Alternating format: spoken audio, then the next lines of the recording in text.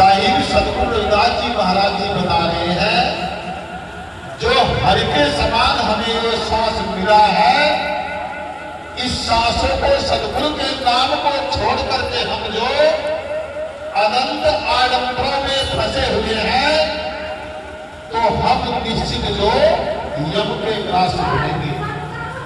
और सदगुरु मालिक के अगर नाम को हमने भज लिया तो 184 से हम बच करके जो महाराज जी की तरह जो बैठ करके जो अपने नाम को हम करेंगे। तो जीवधारियों, गुरु महाराज जी ने फरमाया है कि किसी प्रकार का कोई गंदा खान पान हमें नहीं करता है। जो लोग मांस का सेवन करते हैं, भक्षण करते हैं, जो अंडा मुर्गा आदि आदि चीजों को खाते हैं, तो हो सकता है उनकी वो हैबिट हो, उनकी वो आदत हो, लेकिन कहीं भी गुरु रविदास जी महाराज जी अन्य महापुरुषों ने किसी धर्म ग्रंथ के अंदर ये नहीं लिखा है कि मानव की खुराक मांस है, मानव की खुराक अन्न है, चावल है, अनाज है, दूध है, दही है, मेवा मिष्ठान है, फल है। लेकिन कहीं भी किसी धर्म ग्रंथ के अंदर नहीं है कि मानव की खुराक मांस है। इसलिए सदगुरु रविदास जी महाराज जी कहते हैं कि किसी प्रकार के किसी गंदे खान पान का सेवन नहीं करना है। सत्संग के प्रथम जो ये सार है। महाराज गुरु रविदास जी महाराज जी फरमाते हैं कि कारीगर ने काया बनाती साफ किया महाराज अल्लाह, एक पहर तेरा भजन करने का, 7 पहर घर का धंधा। कि पूरे 24 घंटे में जो 8 पहर होते हैं और 64 घड़ी होती है, एक पहर में 3 घंटे होता है। तो गुरु रविदास जी महाराज जी कहते हैं कि हमें जो 7 पहर अर्थात 21 घंटे तक कुछ भी काम कर लेना चाहिए। ओनली एक पहर 3 घंटे हमें सदगुरु का नाम जपना चाहिए। और सदगुरु का नाम मिलेगा कहाँ? सदगुरु का नाम एक अच्छे एवं सच्चे संत के पास जाते हैं। अगर हम सच्चे एवं अच्छे किसी गुरुदेव के पास हम चले जाए तो एक सच्चे एवं अच्छे हमें ज्ञान की प्राप्ति होगी, वो आदम की चीज हमें दिख जाएगी। तो आज इस बेला में सदगुरु महाराज जी की आरती के माध्यम से गुरु प्रेमियों, हम मालिक का जो एहसान करेंगे कि आज सदगुरु जी ने हमारी लाज रख ली। हमने 2 बेटियों की शादी का बीड़ा उठाया था, तो महाराज श्री गुरु रविदास जी महाराज जी ने सभी संतों के आशीर्वाद से सदगुरु जी ने ये काम हमारा हम सबका ये पूरा करा दिया। गुरु प्रेमियों, जिस किसी को भी किसी प्रकार की कोई दिक्कत, कोई प्रॉब्लम है, तो एक दूसरा व्यक्ति उसकी मदद कर सकता है। अगर किसी के पास बाइक नहीं है, गाड़ी नहीं है, तो उसका पड़ोसी 1 दिन, 2 दिन, 3 दिन, 4 दिन उसे उसके काम पर अपनी बाइक में लिफ्ट देकर छोड़ सकता है, लेकिन पूरे कई साल तक नहीं छोड़ सकता। उसे अपना काम करने के लिए बाइक या कोई साइकिल या कोई साधन लेना पड़ेगा। तो किसी के भरोसे से हम ज्यादा दिन तक नहीं रह सकते। अगर हमें अपना भरोसा लेना है तो हमारा अपना भरोसा है श्री सदगुरु महाराज, श्री सदगुरु महाराज जी की शरण। और अगर हमने आज तक सदगुरु महाराज की शरण नहीं ली है, हमने नामदान नहीं लिया है, तो हम बेकार हैं। हम इस संसार में आकर के जो एक दूसरे का साथ नहीं दे रहे, तो इसलिए गुरुदेवियों, हमें सदगुरु का सहारा लेना है। अगर हमने सदगुरु का सहारा ले लिया तो ये जीवन हमारा जो ये धन्य हो सकता है। बहन बेटियों में आप लोगों से निवेदन करता हूं, जो इधर खड़ी हुई है, कृपया भी आंटी माने सभी होगी। जो बहन बेटी उधर खड़ी है, आरती में शामिल हो जाए। आ जाइए सभी आरती में, सभी आरती में आ जाओ। एक भाई को बुला करके दो, सभी को आरती में बैठना है। बोलिए संत शिरोमणि गुरुदास जी महाराज की जय, सभी संत महापुरुषों की जय, आज की पावन पूजा की जय, सतगुरु स्वामी समरदास जी महाराज की जय, सतो सतगुरु जुम्मादास जी महाराज की जय, सतो सतगुरु सोमानंद जी महाराज की जय, सती माता अनुसुईया जी की जय, बोलो साधु सतनाम। हे काना रे तू बाबरा मेरे चुंचन खइयो बास, मेरे दो नैन मत छेड़ियो, मुझे गुरु मिलन की आस। जो प्रेमियों, जब एक गुरु मुखी व्यक्ति की मृत्यु हो जाती है तो एक जो काना से अनुरोध करता है, काना रे तू बाबा, तो मेरी इस बॉडी का चुन पर मांस खा लेना, लेकिन कभी भी हे काना तो मेरे इन नैनों को मत छेड़ देना, क्योंकि मरने के पश्चात भी मुझे जो इस चीज की सहानुभूति लगी हुई है, इस चीज की मुझे लगन लगी हुई है, मरने के बाद भी मैं एक बार अपने सद्गुरु का दीदार कर लूं, मैं अपनी आंखों के द्वारा अपने सद्गुरु को मैं देख लूं। तो गुरु प्रेमियों, ये गुरु पूर्णिमा का जो त्योहार मनाया जाता है, ये गुरु के दीदार दर्शन के लिए ये त्योहार मनाया जाता है। महाराज रविदास जी महाराज कहते हैं कि सतगुरु को की जो बंदगी दिन में 100 बार, काल पर गुरु हंस करे गुरु करना बार।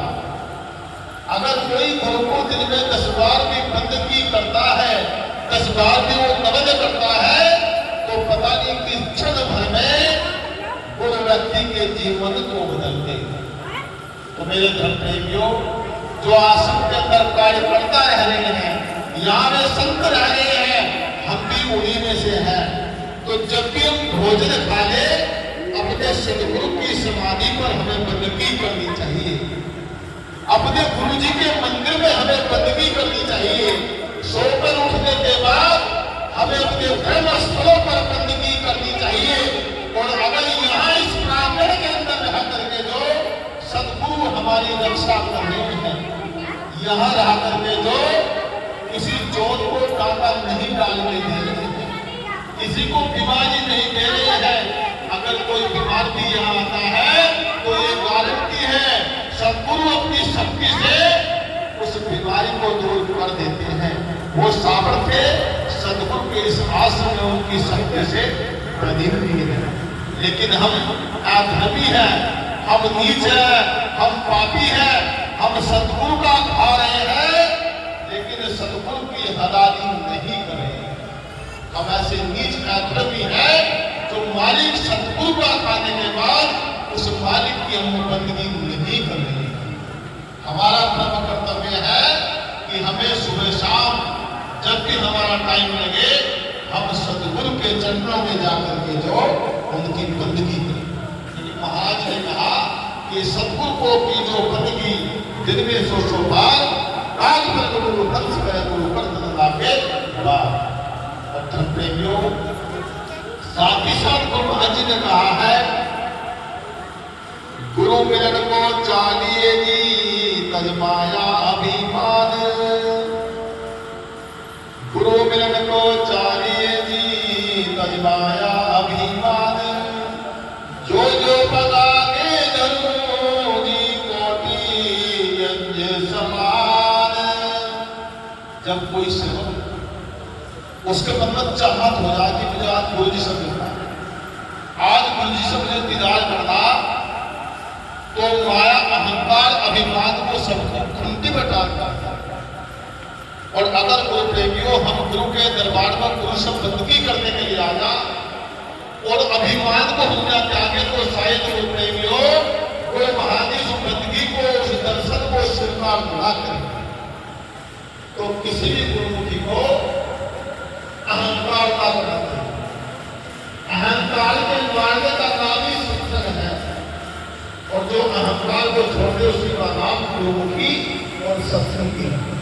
अगर सामने का व्यक्ति कोई अहंकार कर रहा और उल्टा हम भी अहंकार करे तो ये मान लो वो अधर्मी नहीं, वो पापी नहीं, अधर्मी हम है। तो गुरुप्रेमियों, महाराज सतगुरु की शरण हमें अपने जीवन में परिवर्तन करना चाहिए। एक बार का दृष्टांत ये कि हम कक्षा 10वीं क्लास में पढ़ा करते थे। एक बार घर की ऐसी व्यवस्था खराब हो गई कि साइकिल की व्यवस्था भी नहीं रही, और यहाँ से हमारा घर 16-17 किलोमीटर दूर है। लेकिन गुरु जी ने एक बात कही, मेरे पास अब मैंने 2-3 लोगों से शांति पूछा, मुझे साइकिल दो और मुझे सुपर आता है, लेकिन सबने मना कर दी। लेकिन मेरे मन के अंदर जो जवाना लगी हुई थी, मैं गुरु जी से मिलना, अंधी आओ, तूफान आओ, कुछ भी आओ, लेकिन गुरु जी से मिलना। और गुरु जी से मिलकर करना था आश्रम की पूरी सफाई करनी है। ये मेरा कई पूरा करता था। 8 दिन बाद जितने भी यहाँ पेड़ लगे हुए थे उनको पानी देना, आश्रम की सफाई करना, झाड़ झूड़ सब साफ। ये मेरा कई का हद हुआ। और गुरु जी के जितने भी कपड़े पहन कर करते थे 8 दिन पर, 2 जोड़ी, 4 जोड़ी, 6 जोड़ी, सब कपड़ों बिल्कुल दो साफ रखा। एक भी किसी प्रकार का कोई जाला, कोई गंदगी आसमान ना मिला। ये मेरे ड्यूटी है। तो उस दिन जो साइकिल ना मिली और सर्दियों के दिन तो मैं 3 बजे उठकर पैदल ही चल गया, और 3 बजे उठकर मैं 1-1 घंटे में जो यहाँ से आते हैं उसी के पास। तो उस समय जो लगभग जो 4:30 बजे हो गए, तो महाराज जी का मतलब दरवाजा खटखटा, कोई उठो, तो लकड़ी के किवाड़ में छोटी सी कुटी नहीं बनी। तो लगे कौन है तुम? गुरु जी में इस टाइम अभी तो 3:30-4 बजे का साथ, हाँ जी बस गुरु जी आपका प्रेम मुझे खींचता है। तो धुंध कोहरा पड़ा हुआ था। तो गुरु जी ने कहा क्या सत्य फादर, तो भाई तुझे कोई चोर मार दे। अब उस समय रोज लगभग ये 96-97 के समय में, उस समय देखो कितना जबरदस्त चोर का रूप था, और जंगल का हमारा गाँव बिल्कुल हटा था। लेकिन गुरु से मिलने की एक ज्वाला लगी हुई थी, मैं गुरु से मिलना। और जिस व्यक्ति के अंदर जो इच्छा हो जाए गुरु से मिलने की, संसार के अंदर उसे विजेता बनाए, कोई रोक नहीं सकता। तो गुरु प्रेमियों, आप जो गुरु के प्रति जवान, और एक बार गुरु प्रेमियों जब मेरी उम्र गोदली 17 साल हो, तो महाराज जी बीमार हो गए, बदून हो गई। मैं उन्हें जो हरिद्वार लेकर एडमिट कर दिया, तो डॉक्टर ने कहा भी एक यूरिन ब्लड चाहता कि कोई नहीं, मैं देगा पूछूंगा। मैं बालक का 17 साल का, मैंने एक यूरिन ब्लड दे दिया उनका ऑपरेशन। 1 महीने बाद कहा कि 1 यूनिट ब्लड और चाहेगा, मैंने ये भी दे दूंगा। 1 यूनिट में तो और दे दिया, मैंने 2 यूनिट ब्लड दे दिया। लेकिन घर को ने कहा भी मैडम की तू यहाँ क्या करना, तेरा जीवन बर्बाद हो जाता। मगर जी चाहे जीवन बर्बाद करा, आज ही हो जा, लेकिन मेरा कर्तव्य गुरु की रक्षा करना। जो गुरुमुखी व्यक्ति हो ना, वो गुरु की एक बात मेरे अपना शीश कटा दे। अगर शीश देने के बाद भी वो गुरु मिल जाता, ज्ञान मिल जाए, वो भी सस्ता। और लगभग 7 महीने वहां गया गुरु लेकर मैं आया। तो गुरु प्रेमियों, अगर गुरु के बनना हो तो निस्वार्थ, और गुरु की सेवा करते करते अगर हमारा प्राण निकल जाना तो हमें सच्चा मोक्ष मिलेगा।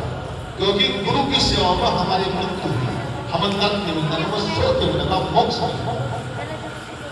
और सच्चा गुरु प्रेमी वो हो जो लगातार वो सेवा कर रहा हो, उसके अंदर कभी ये भाव नहीं होता कि मैं थक गया, चाहे उसके छाले बढ़ जा, ठोके बढ़ जा, कुछ भी हो जा, लेकिन भाव ये होगा गुरु का काम।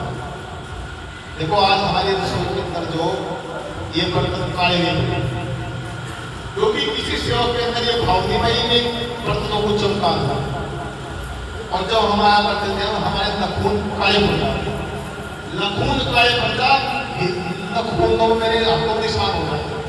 तो मेरे क्लाइंट से ये पूछा करते थे, मैं बोली करता कि भाई ये बता तेरे हाथ ऐसे काले क्यों हो गए? तो मैं बोलता था कि छुड़ाई का काम है, लेकिन कभी छुड़ाई माने गुरु जी का बर्तन साफ किया। तो अगर हमारे पास भी कोई श्लोक मिलता तो अनसुईया धाम के बर्तन काले मिलता। इसका कारण ये हम गुरु की पूरी सेवा करते हैं, समर्पित होते हैं। और जिस दिन हमें समर्पित हो गए तो मुझे कहने की कोई जरूरत नहीं। जैसा कि मुझे कोई कह देते थे मुझे आप बैठ जाओ, खाना खत्म होगा, कुछ लोगों से जिम्मेदारी सब 3-3 दिन लगातार जागते हो, लेकिन परवाह नहीं करी सकते। मन में ये बात थी कि गुरु जी अगर आज हमारी मृत्यु भी होगी तो कोई दिक्कत नहीं, आपके चरणों में। तो गुरु प्रेमियों, गुरु के बने सच्चे मनोर अच्छे बने। और आज महाराज सतगुरु की ये देन है, जो काम आज सतगुरु महाराज करा रहे हैं। अगर हमें 1 लाख रुपए पर महीने के मिलते, 2 लाख पर महीने के मिलते, या 5 लाख रुपए भी पर महीने कमाते और अपने गृहस्थी में जोड़ते तो शायद ये काम ना कभी बराबर। तो ये काम कराने का काम सब किसका? आप लोगों से बनता। और ये सब तो बोलिए संत शिरोमणि गुरुदास जी महाराज की आरती होगी और उसके बाद जो कार्यक्रम का समापन होगा, सब मिलकर प्रेम पूर्वक भोजन बनाओगे। तो सभी एक बार बैठ जाएंगे और महाराज सतगुरु की जो हम आरती करेंगे।